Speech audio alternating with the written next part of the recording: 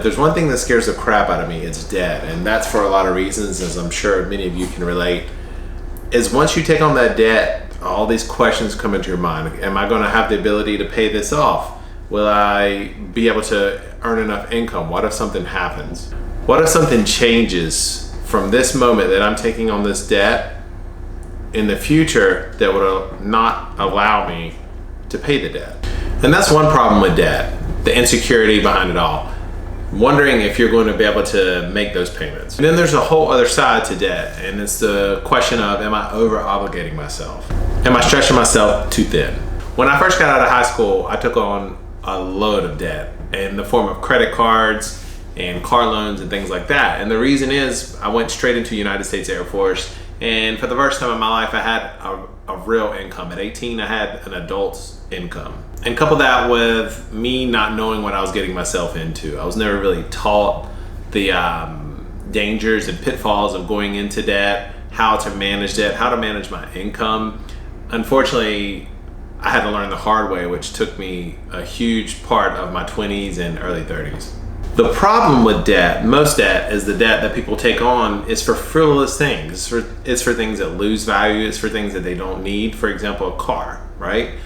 People, instead of saving up money and paying cash for a small car or for a really cheap car, they go out and get a loan because the bank considers them to be qualified for it. Or they'll go into debt, maybe this is you, into debt for 30 years, which is the average American's half of their entire adulthood, for a house that's made of sticks and wood and materials and a little bit of dirt that it sits on. If you really sit back and think about it, something that takes 30 years to pay for is probably too expensive. Just because the bank says you can go into debt and they say you can afford this amount doesn't necessarily mean that's true. In 2008, when the housing market shifted, we saw how untrue that actually is. But then on the other side of the coin, there's other types of debt. Me personally, I've taken on debt as I have had quite a few businesses over the years, and I took on a small amount of debt to get that started. And I was very smart about it. I wasn't like one of these people you see that start a lawn care business, for example, and go out and buy a $50,000 truck or take on debt for a $50,000 truck, when instead they should have bought an old beater truck and work their way up. But without taking on that debt to start those businesses, I couldn't have started the business, or I would have had to wait quite a while to actually begin that business. And that leads me to taking on debt for a tiny house. Is it a good idea? Is it a bad idea? Now I know what a lot of you are probably already thinking. He sells tiny houses for a living. His business is in the business of selling tiny houses. So he's going to say, of course, yes, you should take on debt to buy a tiny house. And you're right, I do believe it's okay to take on debt to buy a tiny house, but hear me out, and it's not necessarily for the reason that you think I'm saying it's okay. I believe anytime you take on debt as an investment that is a means to an end, that is absolutely okay to take it on within reason. Remember back in 2008, 2007, 2006, maybe you do, maybe you don't, when all the banks were saying, look, you can afford this amount of house with 0% down. Well, that's the big reason there was a bust, right? Like, people were over leveraged, people were in too much debt in a house that they couldn't afford.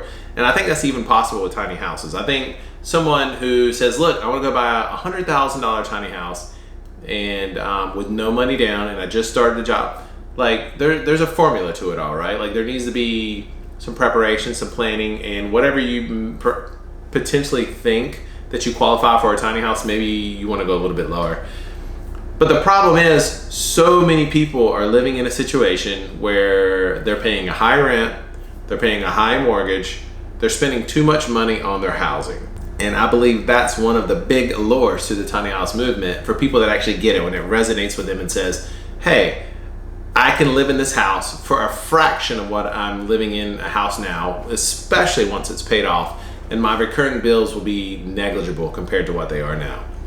Not to mention all the other overhead costs with owning a traditional home. Taxes, repairs, all kinds of, like, if you go through and type in Google mortgage related terms, there's hundreds of them. So I guess what I'm saying is, when you buy a tiny house and you go into debt to purchase it, that is a means to an end. If you're smart and you keep things manageable and you ensure that even with your payments on your tiny house, your recurring expenses are well below your income. In other words, you're living well below your means. If you decide that you want to live in a tiny house and you feel that you're going to be stretched too much after pinching the numbers and crunching the numbers, then it's probably not a good time for you to purchase a tiny house. Perhaps you need to save some money.